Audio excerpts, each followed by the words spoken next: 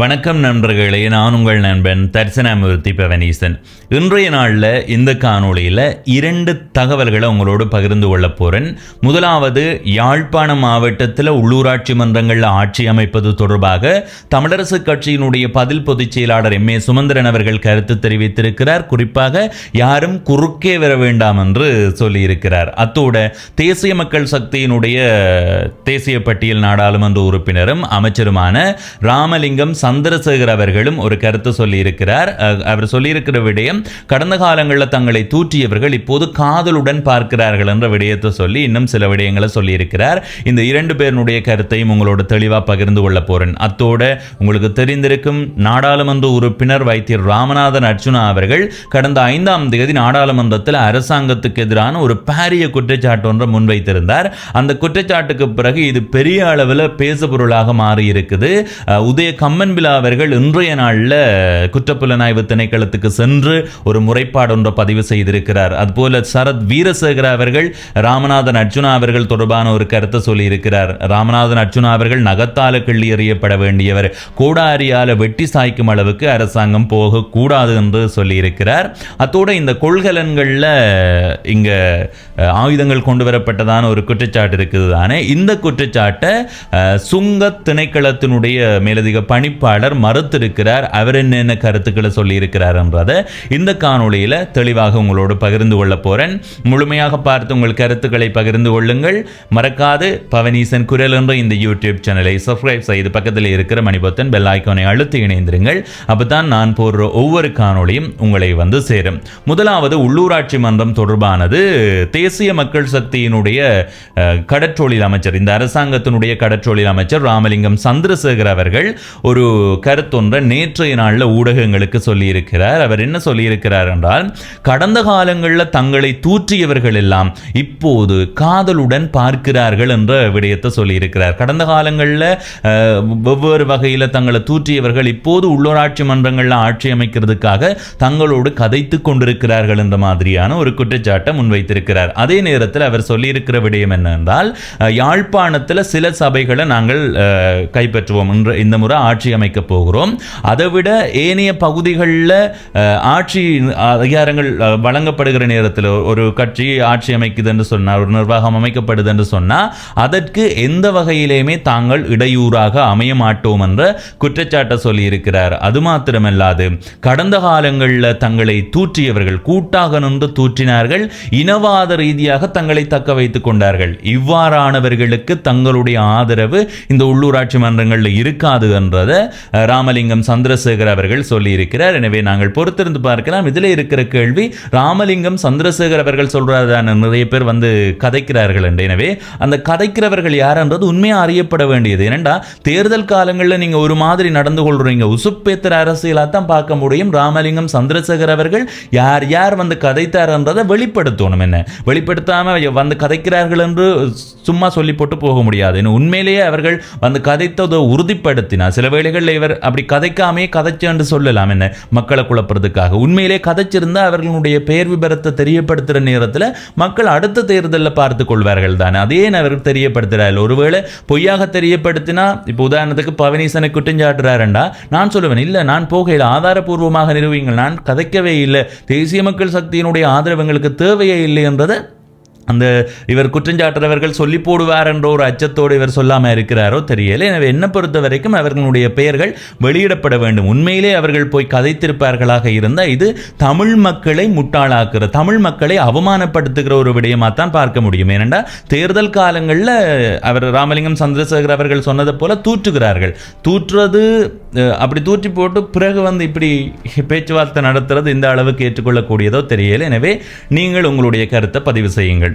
அடுத்தது, உங்களுக்கு தெரிந்திருக்கும் தமிழரசு கட்சியினுடைய பதில் பொதுச் செயலாளராக தெரிவு செய்யப்பட்டிருப்பவர் எம்.ஏ. சுமந்திரன் அவர்கள். இவர் நேற்றைய நாளில் நல்லூரில் ஒரு நிகழ்வில் கருத்து தெரிவித்திருக்கிறார். நல்லூரில் ஒரு மண்டபத்தில் இந்த யாழ்ப்பாண மாவட்டத்தில் உள்ளூராட்சி மன்றங்களில் போட்டியிட்டு வெற்றி பெற்ற உறுப்பினர்களினுடைய சத்திய பிரமாண நிகழ்வு இடம்பெற்றது. அதில் கருத்து தெரிவித்திருக்கிற போது அவர் என்ன சொல்லியிருக்கிறார் என்றால் 17 சபைகளில் தாங்கள் ஆட்சி அமைப்போம் என்று சொல்லியிருக்கிறார். ஓரிரண்டு சபைகளில் பெரும்பான்மை இல்லாவிட்டாலும் 17 சபைகளில் ஆட்சி அமைப்போம் என்று சொல்லியிருக்கிறார். அத்தோட இன்னொரு விடயத்தை மற்ற கட்சிகளிடம் கோரிக்கையாக முன்வைத்திருக்கிறார் என்று சொல்ல முடியும். எந்த இடங்களில் அதிகமான ஆசனம் பெற்றிருக்கிறார்களோ அந்த கட்சி வெற்றி பெற வேண்டும், அது ஆட்சி அமைக்கணும் என்றது, அப்படி அமைக்கிறது தான் பொருத்தமாக இருக்கும் என்று சொல்லியிருக்கிறார்.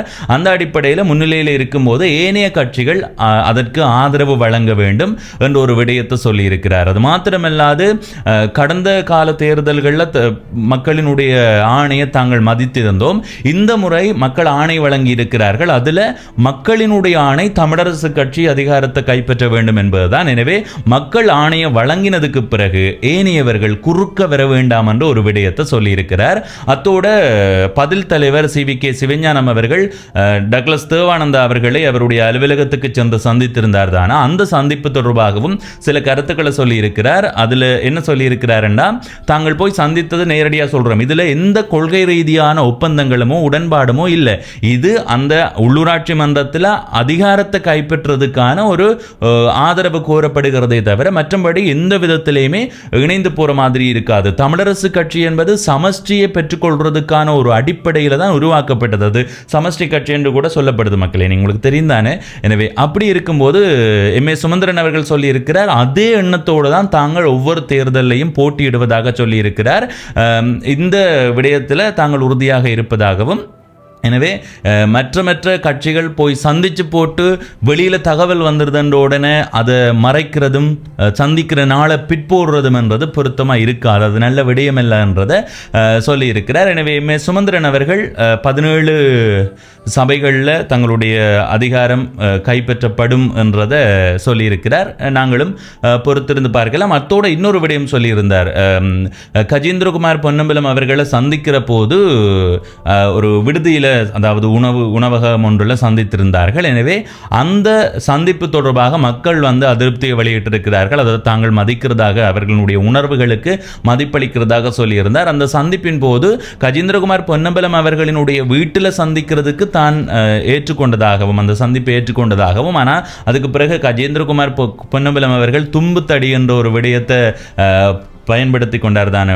அடுத்து இந்த மாகாண சபை தேர்தலில் MA சுமந்திரன் அவர்களை முதலமைச்சர் வேட்பாளராக முன்மொழிகிறதா இருந்தால் அதை பற்றி உங்கள் கருத்துன்னு கேட்க, அதை பற்றி தும்பு தடியை இறக்கலாம் என்ற மாதிரி சொல்லியிருந்தார். எனவே அது தங்களுடைய கட்சிகளுக்குள்ள சலசலப்பை ஏற்படுத்தியதற்கு பிறகுதான் தாங்கள் அந்த இடத்தை மாற்றியமைத்ததாக சொல்லியிருந்தார். எனவே நாங்களும் பொறுத்திருந்து பார்க்கலாம்.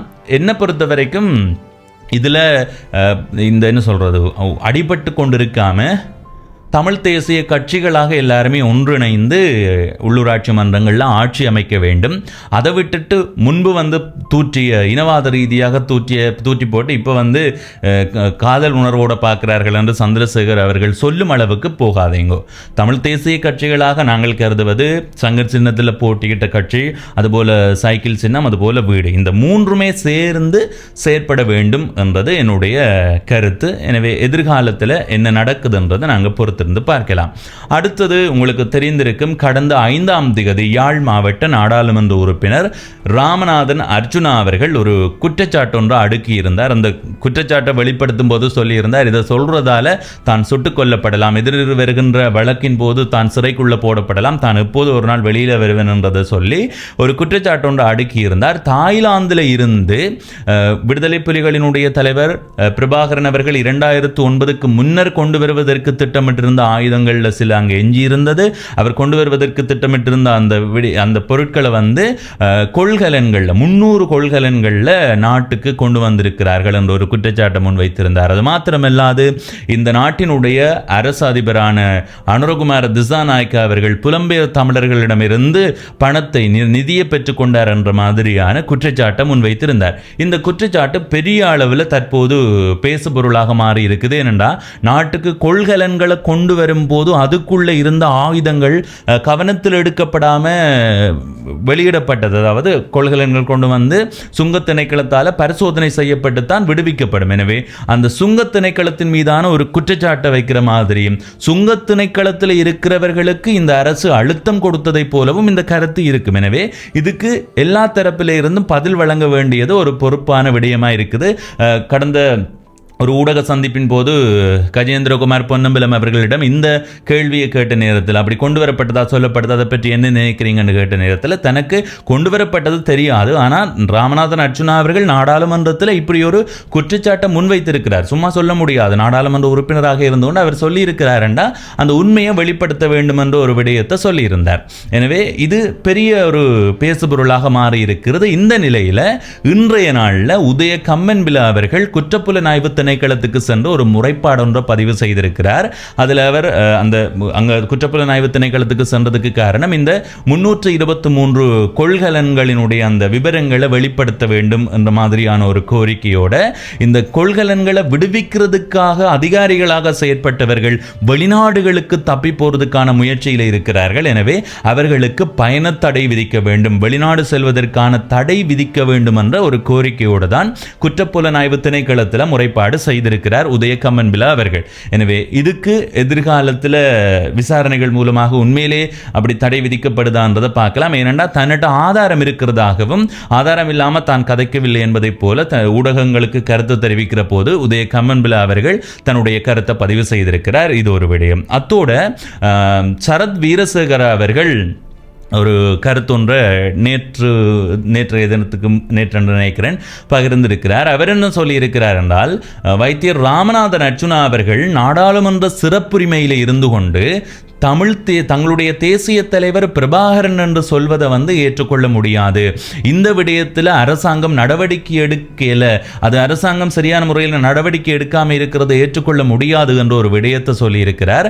அத்தோட இப்படி இவர் சொல்றதால முன்னாள் போராளிகள் அவர்களுக்கு உற்சாகமாக அமையலாம், அதனால இனங்களுக்கு இடையிலான வடக்குக்கும் தெற்குக்கும் இடையிலான ஒரு பிரச்சனையை உருவாக்குறதுக்கான ஒரு சூழலாக அமையும் என்றதை பதிவு செய்திருக்கிறார். அது மாத்திரமல்லாது இந்த கொள்கலன்கள் தொடர்பாக வைத்தியர் ராமநாதன் அர்ச்சுனா அவர்கள் சொல்லியிருந்தார் தானே. எனவே அவர் சொன்ன அந்த விடயத்தை அரசாங்கம் தெளிவுபடுத்த வேண்டும் என்ற ஒரு கோரிக்கையையும் சரத் வீரசேகர அவர்கள் முன்வைத்திருக்கிறார். அத்தோட நகத்தால கிள்ளி எறியப்பட வேண்டியவரை கோடாரியால வெட்டி சாய்க்கிற அளவுக்கு அரசாங்கம் போகக்கூடாது, உடனடியாக நடவடிக்கை எடுக்க வேண்டும் என்று சொல்லியிருக்கிறார். இதே வேளையில் இன்னொரு விடயம் சொல்லியிருக்கிறார். வைத்தியர் ராமநாதன் அர்ச்சுனா அவர்கள் நாடாளுமன்ற சிறப்புரிமையில் இருந்து கொண்டு இப்படியான கருத்துக்களை சொல்றது, குறிப்பாக தமிழ் தேசிய தலைவர் பிரபாகரன், தங்களுடைய தேசிய தலைவர் பிரபாகரன் என்று சொல்றது பிரிவை ஏற்படுத்தும். இது அரசியல் கைதிகளாக தடுத்து வைத்திருக்கிறவர்களையும் வடக்கில் இருக்கிற காணி விடுவிப்பதையும் தடுக்கும் என்று